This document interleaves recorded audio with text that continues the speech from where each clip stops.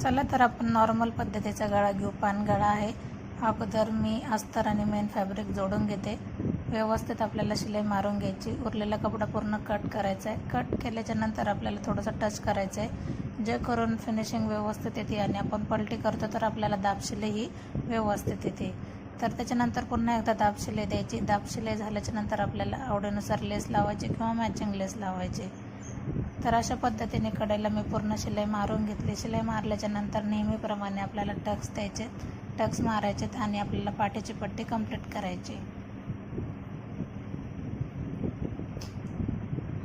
पाठीची पट्टी जास्त ब्रॉड ठेवायची नाही, मापातच आपल्याला द्यायचे. अशा पद्धतीने जवळजवळ पूर्ण गळा रेडी झाला. व्हिडिओ आवडले तर नक्कीच लाईक करा, शेअर करा आणि सबस्क्राईब करायला अजिबात विसरू नका. पुन्हा भेटू आपण नवीन व्हिडिओमध्ये, चांगल्या व्हिडिओमध्ये. तोपर्यंत नमस्ते.